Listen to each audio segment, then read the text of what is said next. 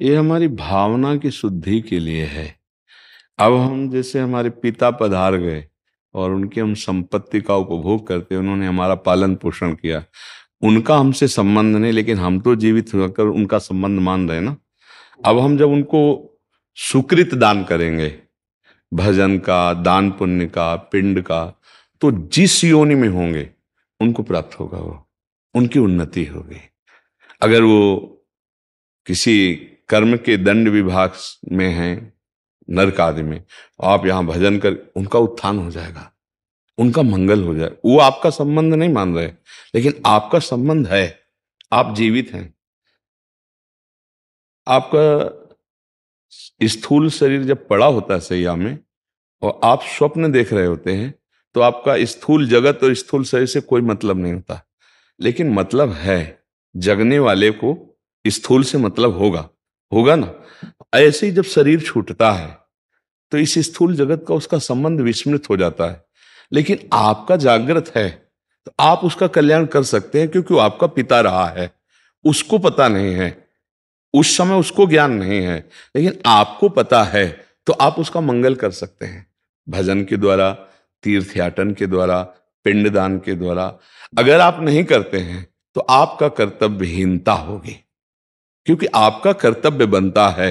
उन्होंने आपके लिए जो भी किया, अब वो चले गए, उनका कर्तव्य खत्म हो गया आपके प्रति, अब आपका कर्तव्य उनके प्रति है, क्योंकि वो आपका पिता का संबंध था। अब उनका मंगल होना चाहिए। तो हम, अगर पिता की संपत्ति नहीं, तो हम संपत्ति कमाएं, उनके लिए दान करें, वो दान उनको समर्पित करें, तो वो जहां भी होंगे उन्नति प्राप्त हो जाएगी, उनको उत्थान हो जाएगा, उनका स्थिति से उत्थान हो जाएगा, मंगल होने। मानो किसी मनुष्य शरीर में गए, अब उनको जो दंड मिलने हैं, उनको जो प्रारब्ध रचना हुई, और आपने भजन बल दे दिया, तो सब रुक जाएगा, उनका उनका जीवन मंगलमय हो जाएगा। इसलिए प्रथा बनाई गई कि उनका अधूरा कार्य आप पूरा कर सकते हैं, उनको भगवत प्राप्ति करा सकते हैं। आप जब भजन करके भगवत प्राप्त होंगे, संकल्प करेंगे, तो बोले 21 पीढ़ियां तर जाती हैं, 14 आगे की और 7 पीढ़ी की, तो वो तो पिता है, उनको तो परम पद मिल ही जाएगा। उनको स्मृति नहीं है, आपको स्मृति है। अगर समझा जाए कि स्मृति क्यों नहीं रहती, तो जैसे आप स्वप्न में होते हैं तो आपको जागृत शरीर की स्मृति नहीं रहती कि वस्तुतः मेरे शरीर को सुंदर सैया पर सुलाया गया है, मैं एक स्वप्न देख रहा हूं, ऐसा बोध नहीं होता। स्वप्न सत्य होता है और ये स्थूल शरीर का विस्मरण होता है, समझ रहे ना। ऐसे ही वो जिस लोक में गए हैं, तो आपका विस्मरण हो चुका है, आपका कोई संबंध उनकी स्मृति में नहीं है। वो जहां है, वर्त, जैसे अभी आप आए हैं, तो आप कहीं से आए हैं ना, पूर्व में कहीं ना कुछ थे, आपको कोई स्मरण नहीं है। लेकिन यदि पूर्व में आपका कोई संबंधी ऐसा है जो भजन तप और आपको, तो आपका ज्ञान विज्ञान प्रकाशित होने लगेगा, अचानक आपकी स्थिति बदलने लगेगी, शरीर की, स्वभाव की और वैभव की, क्योंकि आपका संबंधी कोई संकल्प कर रहा है। इसीलिए जब कोई भगवान का भक्त पैदा होता है, तो जो पितर अन्य लोकों में होते हैं, उनका परम मंगल होना निश्चित हो जाता है। तो वो कुल धन्य माना जाता है कि वो धन्य हो गया, सो कुल धन्य उमा सुन जगत पूज्य सुपनीत, क्योंकि सतरत सतरत सा लोकांतर्यति।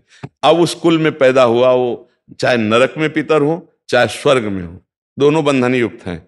एक सुखास्पद है, एक दुखास्पद है, लेकिन दोनों से पतन होता है, दोनों गिरते हैं, नरक भोग कराते हैं, स्वर्ग भोग कराते हैं। लेकिन भजन बल वो उनको परमार्थ की स्थिति, परम पद प्रदान कर सकता है। अब पुत्र अपने पिता माता की क्या, पीछे की पीढ़ियों को, पितामह आदि को भी परम पद प्रदान कर सकता है। तो ये बात है, उनको हमारा संबंध खत्म हो चुका, हमारा कर्तव्य उनके संबंध का निर्वाह करना है।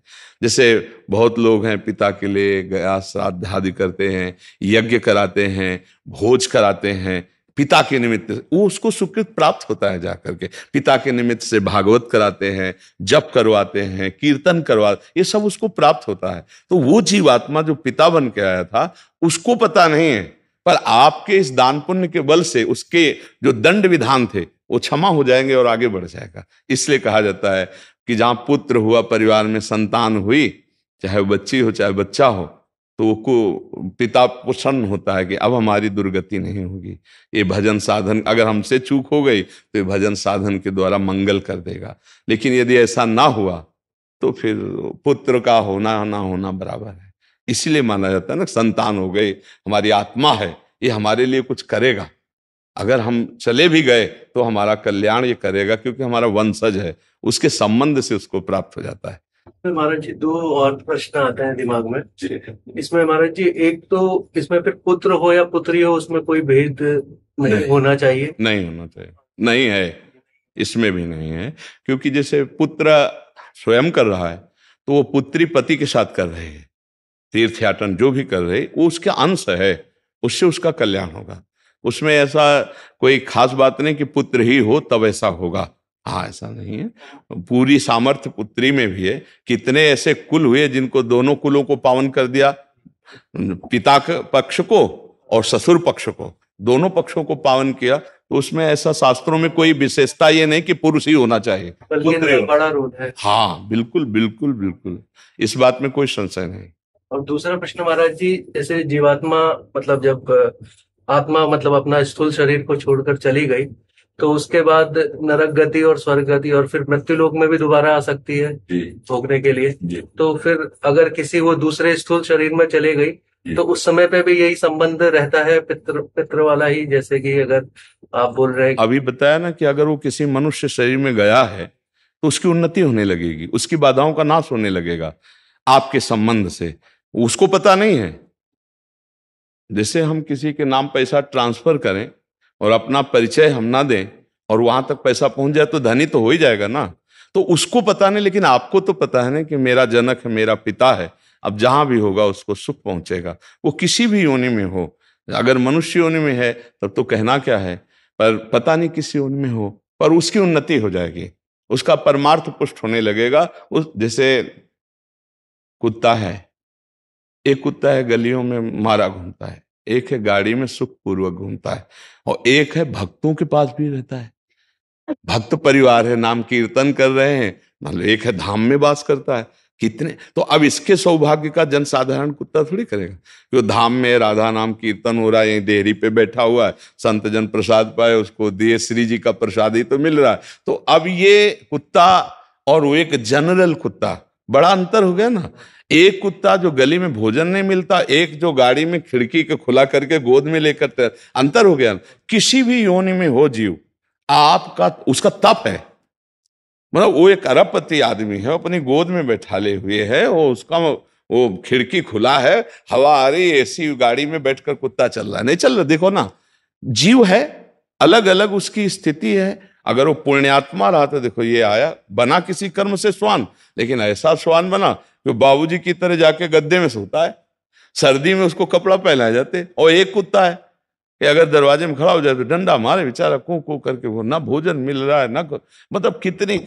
एक कुत्ता है कीड़े मतलब कीड़े लगे हुए हैं, कष्ट पा रहा है। एक है खुशबू आ रही उसके शरीर से, बढ़िया नहा धोआ के सब। ये अब किसी भी योनि में उसका मंगल होगा।